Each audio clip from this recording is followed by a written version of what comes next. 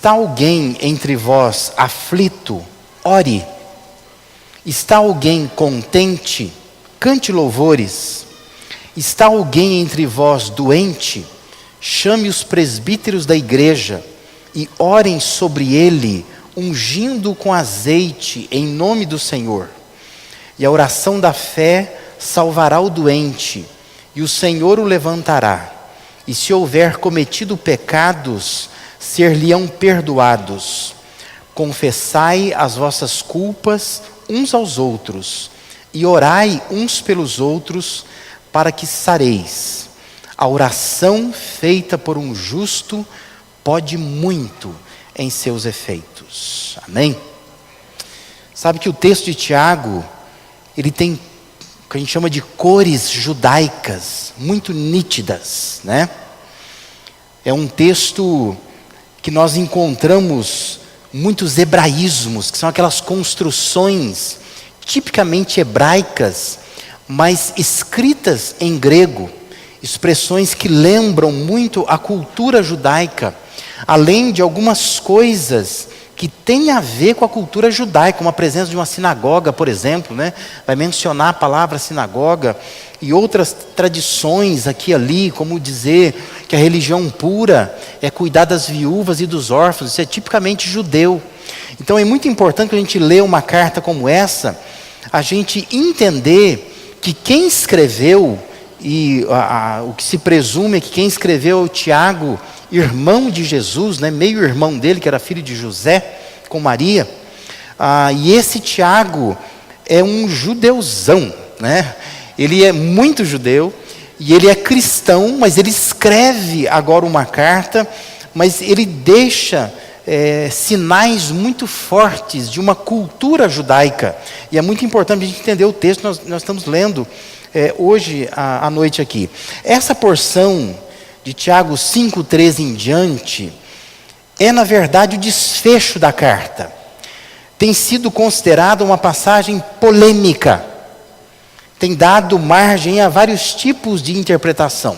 O foco principal da controvérsia está no verso 14. Alguém doente, que se vê na necessidade de chamar presbíteros ou líderes da igreja para orar e ungindo com óleo ainda, não é? Esse texto é um problema. E é um problema por vários motivos, né? Porque assim, é único isso no Novo Testamento, dizer que uma pessoa doente precisa chamar presbítero para orar, né? E a unção com óleo ligada à cura. Só tem um texto no Novo Testamento, que é Marcos 6,13, que vai mencionar sobre isso. Então, daí surgem várias questões. Uma delas está tratando de doente mesmo? O texto fala sobre isso. Outra coisa o que há de diferente na oração dos presbíteros? Até porque o próprio texto vai dizer depois que muito pode no seu efeito a oração de um justo. E a Bíblia sempre retrata a oração das pessoas como em nível igual. Por que os presbíteros têm que orar no caso de uma pessoa doente? Outra pergunta por que usar óleo para ungir, se no caso for uma doença, né? Que tem nesse óleo? Né? Ele é simbólico, ele é um óleo que cura. Por que esse óleo precisa ser aplicado quando você vai orar por uma pessoa doente? Eu quero lembrar que nós estamos abordando, durante esse mês de agosto, esse tema, né? Uma igreja que ama. Nós estamos falando sobre isso. É isso que nós queremos ser. Queremos ser uma igreja que ama. Tiago, ele está falando de algumas situações que podiam se encontrar aquelas pessoas ali daquela igreja para quem ele estava escrevendo, né? E ele vai então classificando essas pessoas. Então são pessoas que estavam, e como a gente pode ter hoje também, né, esses quadros de nossa igreja, pessoas que estavam aflitas ou sofrendo, pessoas que estavam alegres ou gratas, contentes, pessoas que estavam doentes ou fracas. Toda igreja vai ter esse tipo de gente. Hoje nós temos esse tipo de gente aqui, né? A gente podia fazer uma dinâmica e falar, levanta agora quem está contente, né? Então ia levantar um pessoal que está contente, está alegre, está grato por alguma coisa. Aí a gente podia dizer assim, que vamos ficar de pé quem está assim aflito, coração pulsando aí, né, desesperado com alguma coisa. Vai levantar outro grupo. E já vou dizer minha interpretação aqui de doente, né? Mas depois eu vou explicar, calma. Quem está fraco? Quem se sente frágil espiritualmente? E aí, possivelmente, nós teríamos pessoas se levantando também. Toda igreja conta com esses quadros, né? Pessoas nesse tipo de situação. Uma igreja que ama é uma igreja que, tendo pessoas em qualquer um desses quadros, sabe orientar essas pessoas. Uma igreja que ama é uma igreja que, tendo pessoas em qualquer um desses quadros, as pessoas sabem o que fazer. É isso que Tiago está tentando estimular aqui. Qual é a sua situação? Em que quadro você está? Você tem que fazer isto, né? Ele dá uma receitinha objetiva, simples, que se a gente abrir o coração, com certeza a gente sai daqui com algo muito interessante para a gente poder refletir durante essa semana. Eu quero que a nossa reflexão nesse texto provoque em nós um desejo de mudança. Mudança. Os irmãos sabem que aqui na igreja nós somos vários pastores. Cada pastor aqui da igreja tem um tempo de casa, né? Nós temos aqui e ali conversas. Eu não vou mentir dizendo que nós temos reuniões, porque nós não temos, né? Eu queria dizer que a gente tem reunião, mas nós não temos reunião. Nós temos conversas aqui e ali, né? Vira e mexe, nós dialogamos.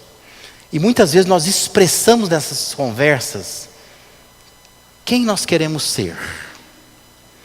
Porque às vezes nós tomamos como certo de que nós somos a igreja, né?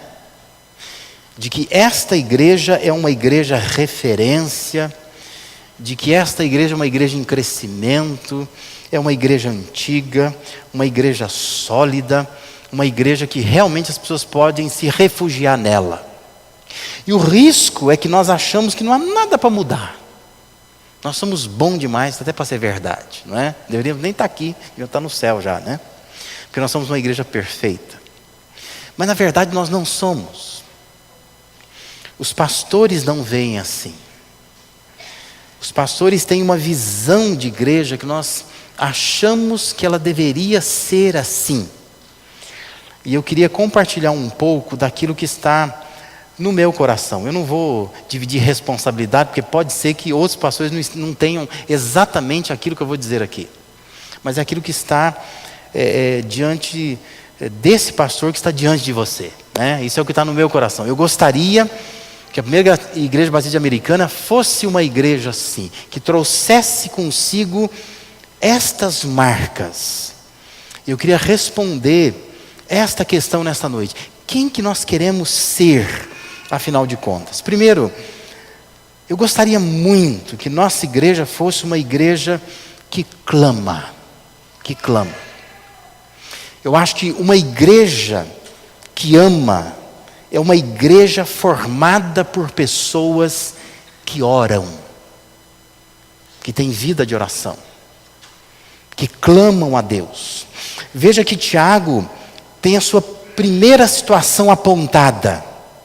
Ele diz: está alguém entre vós sofrendo? Lembra, esse é o desfecho da carta.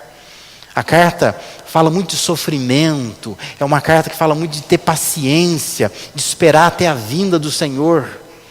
E Tiago começa dizendo assim: está alguém entre vós sofrendo? O que se deve fazer quando está sofrendo? Ele diz: faça oração. Parece que se trata de uma orientação à pessoa. Ela deve orar. Nós devemos orientar as pessoas. Você está sofrendo? Ora, né? Como traduziu a NVI, que ele ore. Tem alguém sofrendo? Que ele ore. Isso parece uma coisa extremamente simples, mas não é. Porque por vezes nós não fazemos isso. Nós vemos muitas pessoas sofrendo na igreja, mas elas não oram. Elas não clamam. Elas reclamam. E às vezes o pedido de oração é uma reclamação. Mas o texto está nos ensinando a pensar que se eu estou vivendo um problema, eu preciso clamar a Deus.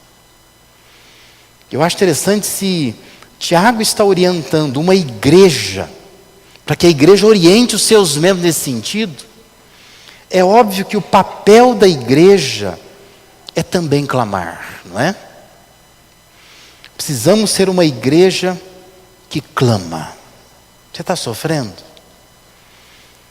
Se sofremos infortúnios, qualquer tipo de problema, como eu acho, e vou explicar depois, que a última parte do texto não está falando de doença física, isso aqui também tem doença física. Você sofre uma doença? Está enfermo? Vive doente? Clama. Ore. Nós precisamos ser uma igreja que ora, que clama a Deus. Um povo que sabe o que fazer quando sofre. Isso é tão complexo. Só quero recordar que o povo de Israel não sabia o que fazer quando sofria. Basta ler o livro de Êxodo, por exemplo. Números, por exemplo. Toda vez que Israel sofria, fazia o quê? Reclamava, murmurava. Ou coisa que irrita a Deus é a gente murmurando, né? E Deus se irrita com isso. Mas a orientação de Deus para nós nessa noite é: precisamos ser uma igreja que clama. Precisamos orar, clamar a Deus. O sofrimento pode ser um problema de saúde, pode ser um desemprego, pode ser um filho que está causando tristeza, pode ser o casamento que se rompeu, pode ser a pessoa querida que faleceu, o desejo por algo que ainda não se conquistou. Tudo isso causa sofrimento na vida da gente. Está sofrendo? Clama, ora. Eu falo isso com muita naturalidade porque é provável que a maioria que não saiba que quando o Timóteo era pequenininho, o Timóteo ele chegou ao estado de subnutrição.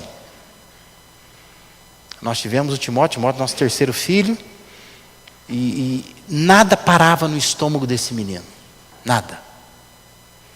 E tudo que ele tomava, inclusive o leite da mãe, do peito, ele vomitava. Ele foi ficando assim. Nós já mostramos para Carol ter piedade dele, compaixão, louvar a Deus pela vida dele. Uma foto do Timóteo assim, mais feio, mas feinho demais. Você olhava assim, foi... Porque chegou um momento que o médico disse assim: nós não sabemos o que fazer com essa criança. Porque faziam todo tipo de exame e não dava nada do que se achava que podia ser. Eu sei que quando terminar o culto aqui, sempre tem alguém que vai dizer: pastor, isso aí que ele teve, eu sei o que é. Mas presta atenção, para de cochilar. Eu estou dizendo para você que nós fizemos exame, passamos por médico. Médico nenhum dizia o que ele tinha. Não fechava diagnóstico. E ele ficou feio, mas feinho, foi emagrecendo. A gente esperava que, em certo momento, ele ia morrer. Certa vez nós estávamos indo, tiramos uns dias de férias, estávamos estressados com tudo isso. E passamos na casa de uma madrinha que morava numa cidade perto. E lá, na casa da madrinha, tinha a filha da minha madrinha, que era de uma outra igreja. Só vou dizer assim, que não é da mesma confissão religiosa que a igreja batista. E essa, na época assim, era uma jovem senhora, viu essa criança chorando, a gente tentando dar leite de soja, e ele não queria pegar de jeito nenhum. E ela disse assim: já orou por essa criança? Irmãos, eu tenho vergonha de dizer, mas eu nunca tinha orado pelo meu filho. Nunca. A gente ora assim, irmãos, ora pelo Timóteo. Não sei mal o que falar de Timóteo, mas nunca tinha pego o Timóteo, como eu peguei aqui o Daniel, como eu peguei aqui a Raquel e o Rafael, e dizia assim: eu vou orar por essa criança agora. Eu não tinha feito isso. Só um detalhe, depois se apaga e deleta. Eu já era pastor. Para minha vergonha, eu era pastor. Mas eu não tinha orado pelo meu filho. E aquela mulher me dizia assim: você já orou por essa criança? Eu, né? Falei: por quê? Eu podia orar por ela agora? Pode, né? Gente, é uma coisa impressionante. Aquela mulher pegou o Timóteo no colo, botou ele no colo, colocou a mão na cabeça dele, orou por ele. Quando ela terminou de orar, ele tinha parado de chorar já. E ela disse assim: me dá uma madeira. E colocou uma madeira na boca dele e ele tomou tudo. E de lá para cá, nunca mais ele teve problema. Ele foi curado com uma oração. O filho do pastor, que o pastor não tinha orado, Armando de uma outra igreja, de uma outra confissão religiosa, orou e ele foi curado. Eu acho que nós deixamos muito a desejar quando nós falamos de clamar a Deus. Nós não clamamos, nós reclamamos. São coisas diferentes. E eu queria muito que a nossa igreja fosse uma igreja que clama. Quando você está vivendo um problema, que você clamasse, que você testemunhasse isso. Eu tenho clamado pelo meu filho, tenho clamado pelo meu casamento, eu tenho clamado por alguma coisa. E que nós, como povo de Deus, fôssemos um povo que clama, que ora de fato. Gente de oração, gente comprometida com a oração.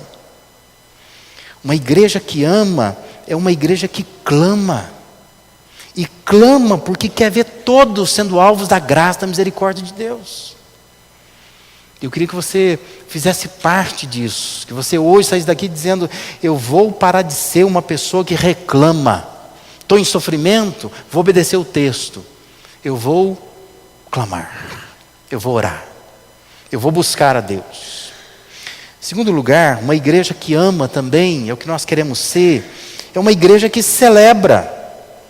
Veja que a segunda situação que Tiago aponta é: está alguém alegre? Está alegre? Tem um motivo de alegria? A resposta é: cante louvores. Está feliz? Canta. Né? Adore, celebre. Igreja que ama é uma igreja formada de pessoas que celebram a Deus. Como traduziu a NVI, que ele cante louvores.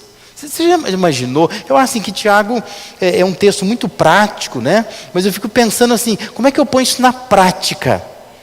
A pessoa chega no meu gabinete ali durante a semana e diz assim: pastor, eu queria contar uma notícia muito legal, olha, consegui comprar minha casa própria, por exemplo, né?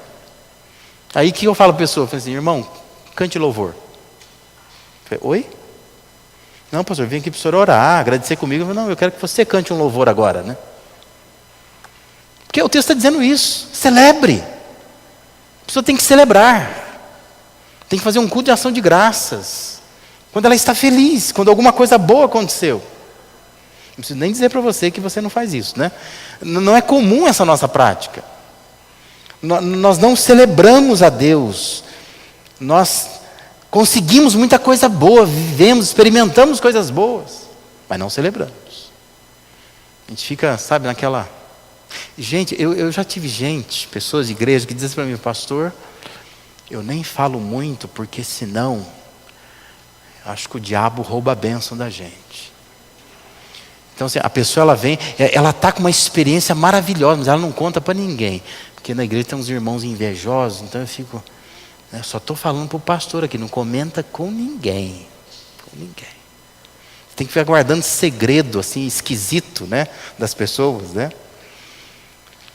Mas nós somos assim. Nós não celebramos as coisas boas que Deus faz. O fato é que quando nós estamos sofrendo, nós não oramos. E quando nós estamos alegres, também nós não cantamos louvores. E a sensação que fica é que nada está bom. Nunca está bom. Se Deus deixa o sofrimento, você reclama. Se Deus te abençoa, você também, não é bem do jeito que eu queria, né? Porque nós estamos sempre descontentes com a vida, com o que Deus faz. Alguns textos dos Salmos nos motivam a fazer com que Deus participe da nossa alegria. Por exemplo, o Salmo 4, versículo 7 diz: mais alegria me puseste no coração do que a alegria deles, quando lhes há fartura de cereal e de vinho. É uma comparação que está sendo feita entre a experiência do salmista e a experiência dos inimigos. Porque a nossa tendência, às vezes, é achar que lá fora as pessoas estão mais felizes que a gente, não é? A pessoa que não serve a Deus, ela está tendo experiências muito melhores do que as minhas. Mas o salmista está dizendo: mais alegria o Senhor pôs no meu coração do que a alegria deles. Eu tenho mais alegria no meu coração. Nós sabemos que temos, né? Mas muitas vezes nós não manifestamos isso. O Salmo 16:11 diz: tu me farás ver os caminhos da vida. Na tua presença há plenitude de alegria. Na tua destra, delícias perpetuamente. Deus nos dá estradas de alegria, caminhos de alegria. Mas nós não estamos dispostos a isso, na verdade. Né? A gente levanta de manhã dizendo: hoje eu vou ter um dia triste. O dia vai ser triste. Eu quero que seja triste. É bom que seja triste, porque eu mereço viver triste, né? A gente tem essa mania de querer que tenha uma nuvem espessa sobre a sua cabeça. É bom que seja assim. Eu quero que seja assim, né? Então eu chego na igreja todo arrebentado. Eu quero que as pessoas olhem para mim. Eu estou em sofrimento. Você viu que eu estou chorando? Estou chorando. Eu chorei bastante essa semana, né? Estou com os olhos inchados. Porque eu gosto de sofrer mesmo. Eu nasci para sofrer. E vim a essa vida para ser arrebentado, né? Mas, gente, Deus está dizendo que você pode ter o coração cheio de alegria. Você pode caminhar em estradas de alegria. Delícias perpetuamente Deus quer te dar. Experimenta isso, viva isso. Cante louvores ao Senhor. O Salmo 30, versículo 5 diz: ao anoitecer pode vir o choro, mas a alegria vem pela manhã. Deus nos dá boas experiências, né? Por mais que soframos, mas quando acordamos de manhã, às vezes nem sabemos o porquê nós estamos alegres, né? Está tudo arruinado, mas nós estamos alegres. Lá dentro de nós tem alguma coisa que nos faz ficar alegres. Deus nos faz. Tem experiências assim. Salmo 30, versículo 11: converteste o meu pranto em folguedos, tiraste o meu pano de saco e me cingiste com alegria, como se fosse uma blusa, né, que Deus veste, uma vestimenta de alegria. Deus me faz ser uma pessoa alegre. Você está alegre? Tem motivos para estar alegre? Celebra. Cultue a Deus aqui. Cultue a Deus em casa, no carro. Já viu aquela pessoa meio doida no carro, dirigindo e cantando, né? Celebra. No trabalho. Cante louvores. Deus nos chama para celebrar. Uma igreja que ama é uma igreja que celebra. Você está alegre com o irmão. Meu carro nem ar-condicionado tem, mas o dele é top de linha. É automático. Carrão, caminhonete. Vamos dar uma volta, irmão? Vamos. Entra no carro dele, fala: liga o ar no último, aí deixa eu sentir esse negócio, né? Mas se alegra com ele. Fala: que bom que Deus te deu esse carro. Eu não tenho, né? Eu ando lá com o meu simplesinho. Mas que bom que o meu irmão tem. Celebra, cante louvores com ele. Uma igreja que ama é uma igreja que celebra. Que sabe chorar com os que choram, mas sabe se alegrar com os que se alegram também. Que está feliz por ver o outro crescendo para a glória e para a honra do Senhor. E em último lugar, eu sei que você está esperando ansiosamente por esse parte do texto. Uma igreja que ama também é uma igreja que cuida das pessoas. Terceira situação apontada por Tiago: está alguém entre vós doente? O que fazer nessa situação? Diz que é para chamar os presbíteros da igreja, estes façam oração sobre ele, ungindo com óleo em nome do Senhor. Ou como traduziu a NVI, que ele mande chamar os presbíteros da igreja. Percebe? A pessoa está lá em casa se sentindo doente, manda chamar os líderes da igreja, né? Ela manda chamar. Não é para ter aquela ideia que nós temos de que o pastor da igreja tem uma bola de cristal. Ele vai adivinhar.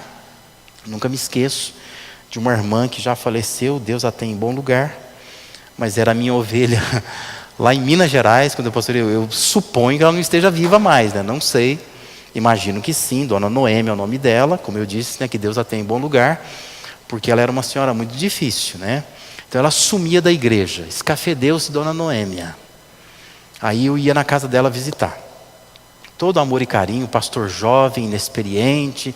Chegava lá, às vezes eu chegava no portão da casa dela, ela abria a porta e dizia, ela já era uma velhinha, né? Já estava assim mas bem para lá da idade de Noé, né? Mas ela olhava na porta assim, ela dizia assim, ó: podia ter morrido, né? O senhor não ia vir me visitar.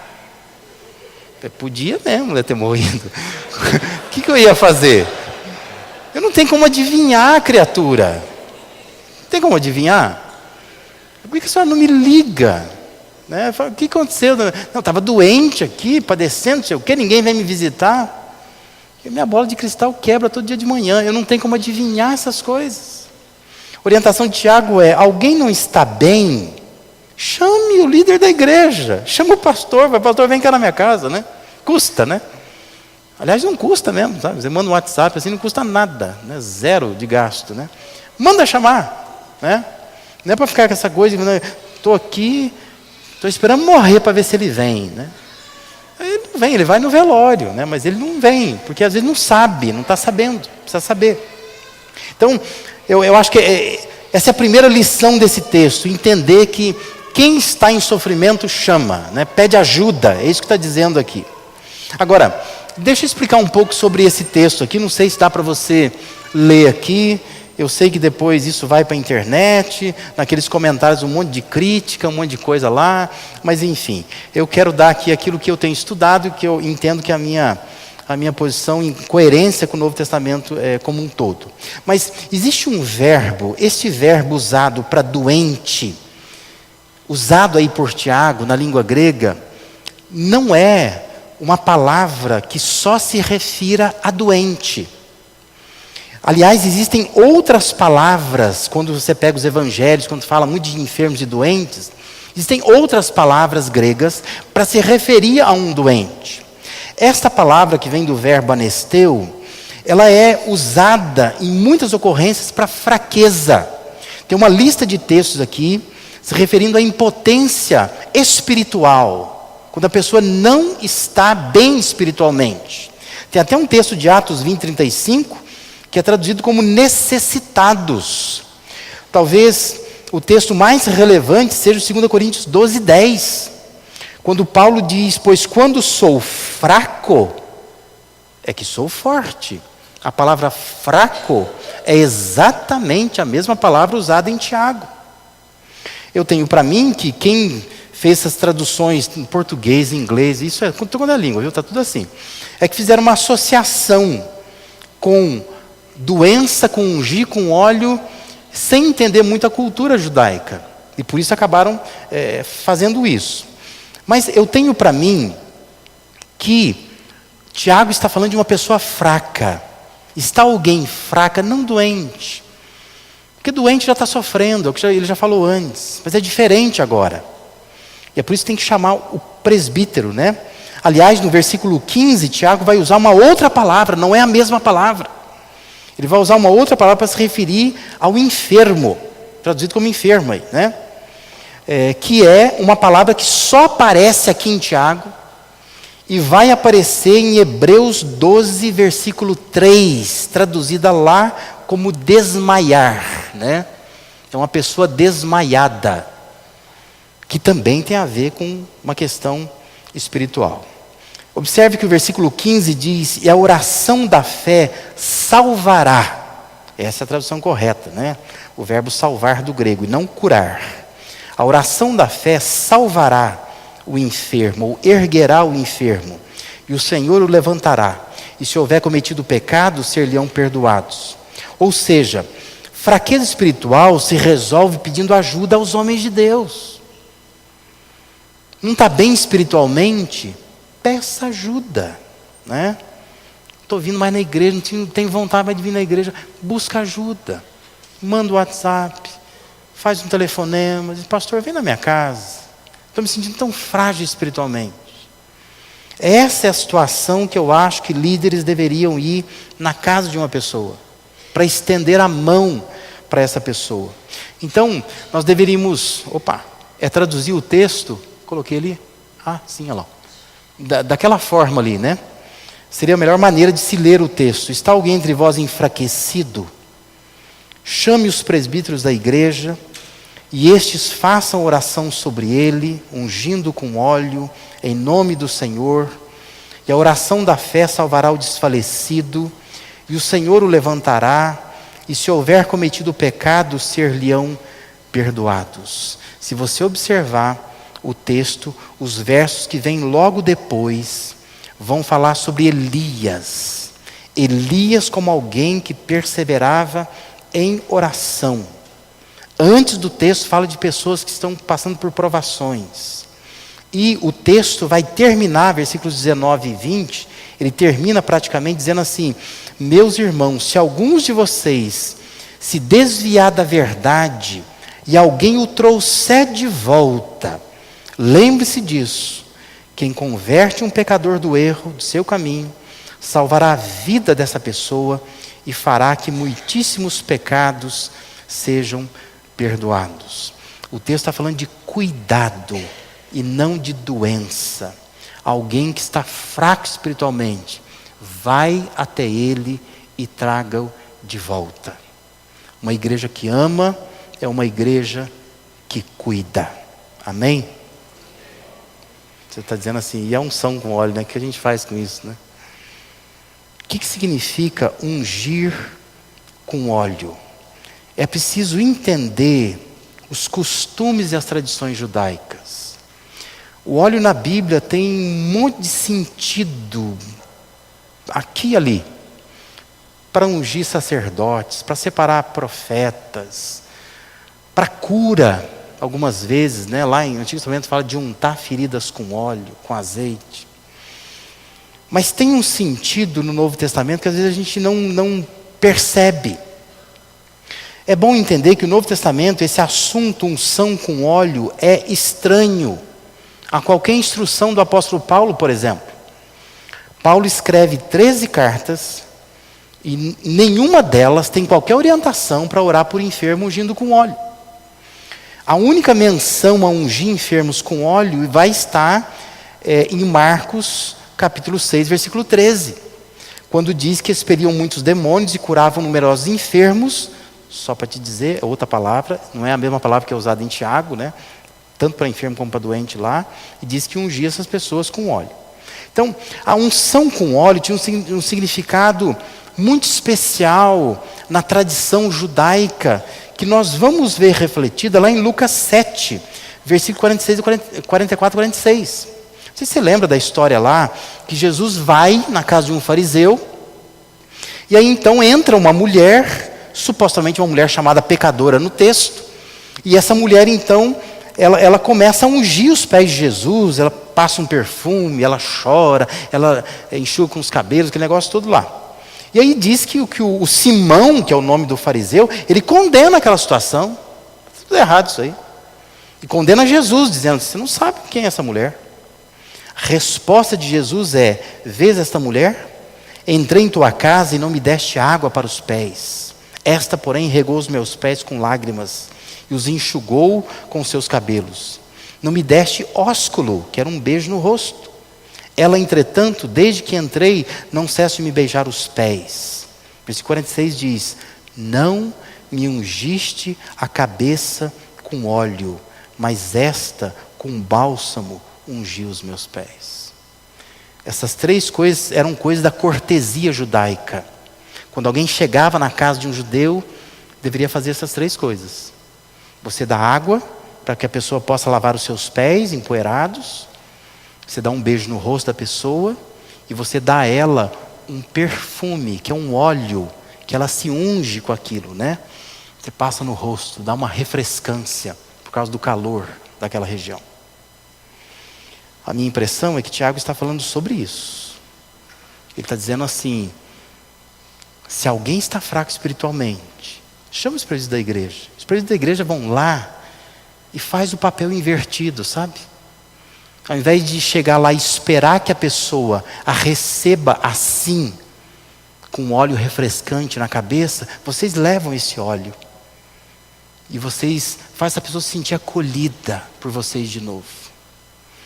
Eu acho que se o texto fosse escrito por nós, aliás não, se fosse escrito pelo pastor Rubem, o texto ia dizer assim, ó: você vai até a casa da pessoa e leva um bolo de fubá. Entendeu? Porque é uma coisa típica da cultura do pastor Rubem, né? Ele acha assim, que se chegar na sua casa com uma pamonha, com um bolo de fubá, ele está dizendo assim: eu gosto muito de você. Então, naquela cultura judaica, o presbítero ir na casa da pessoa que está frágil espiritualmente, está afastada da igreja, ela não quer ir mais na igreja. Mas você chega lá com óleo e passa na cabeça da pessoa. Era um simbolismo dizendo para a pessoa: você é tão querida para nós, volta para a igreja, né? Nós queremos te fortalecer. É o bolo de fubá na mão, entendeu?